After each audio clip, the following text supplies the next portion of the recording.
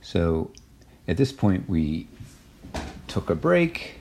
We came back from the break completely energized, and we're ready to do some hypothesis testing now in regression. Sadly, this is not exactly in the book as presented here, but it's all good.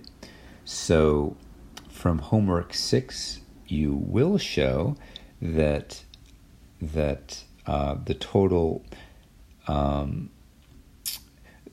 sum of squares is the residual sum of squares plus the model sum of squares as defined here. And so this decomposition is similar to what we had in ANOVA, with the total sum of squares equal to the sum of squares within plus the sum of squares between. So what this is in a picture is you can see that the total difference between y and y bar can be decomposed as a residual difference between y and y hat and a model difference between y hat and y bar. So what's interesting is that's obvious that you have that decomposition, but the sum of the squares of these things also decomposes. That is interesting. And we showed before that RSS has n-2 degrees of freedom, TSS has n-1 degrees of freedom. RSS and MSS are independent, so dividing them by sigma squared gives you these independent chi-squares, and we conclude that MSS must have 1 degree of freedom. And this is going to allow us to do hypothesis testing with a F-test statistic. So our null is going to be that beta 1 is 0. There's no relationship between x and y, and the alternative is that beta 1 is not 0. So in a picture here, what you see is a scattering of points, and the total variation of these points can be decomposed as the sum of squares. Let me see, how did we write this again? So the residual sum of squares, which is basically the difference between your point and the regression line, and the model sum of squares, which is the difference of the regression line and the y bar. So what we see here is that if, let's say, your regression line is very steep, if your regression line is very steep, then your model SS is large, right? Because the difference between the regression line and the horizontal line, y bar, is great. The variation is great. And since the total variation is fixed, that means that the points must have very little residual variation and hence must essentially lie on your line. Conversely, if for a fixed total variance, if your regression line is close to 0 slope, then you would have very little model SS, and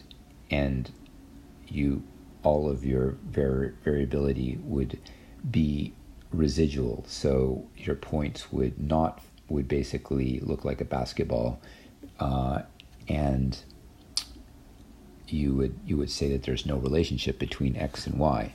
So basically, we're going to reject the null if MSS is much larger than RSS. So, and just to mention that this is very analogous to what we did in ANOVA. In fact, in ANOVA, you can represent it as a simple linear regression, as I've done here. So if you have 3 treatment groups with various y values, if I write the mean for each of these groups, I can look at the within group variation, and I can also look at the variation between the means and y bar. So what I've written here, this diagonal line, is essentially the regression line, which goes through the means of each of these treatment groups.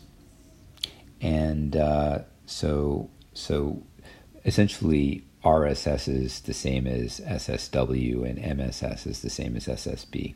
You get the same decomposition as before. But that's just an aside. So we define an F distribution as a ratio of various independent chi-squares, and in particular MSS over sigma squared divided by 1 and RSS sigma squared divided by n minus 2. This gives us an F statistic with 1 comma n minus 2 degrees of freedom.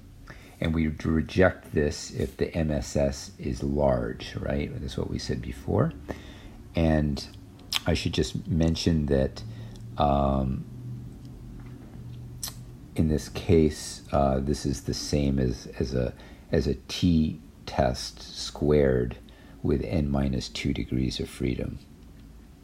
So, in fact, for simple linear regression, there's no reason to do an f-test. It's the equivalent of a t-test. But for multiple linear regression, you would do an f-test. But we'll get to that in a moment. So I also want to mention r squared, the coefficient of determination, which is for simple linear regression, little r, the correlation coefficient. And we have this relationship that r squared is MSS over TSS. So that's very interesting. It says that that your correlation coefficient squared can be interpreted as the ratio of the total variability due to your model. So if, for example, your MSS is really large, then we said that the residual SS is very small. In other words, your points almost fit on your line. So R squared is close to 1.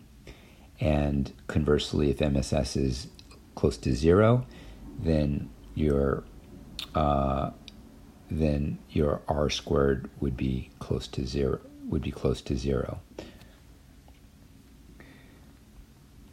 And that essentially ends our discussion of simple linear regression. So that ends what you're responsible for the final. But I will just shout out that you now have the tools to understand multiple linear regression for your next course. So here we would make an f-test that if we had k predictors, that beta 1, beta 2 up to beta k are all 0. And in simple linear regression, you're just testing that beta 1 is equal to 0. But your f-test, if you reject the null, will just tell you that one of these beta, at least one of these beta, is significantly greater than 0, but you don't know which one it is. And that's something that you can then do individual sort of pairwise tests, kind of like Bonferroni type thing. I also just wanted to show you this picture. So this is a regression plane. So let's say we have 2 predictors. So you have the same type of decomposition, except the degrees of freedom sort of generalize.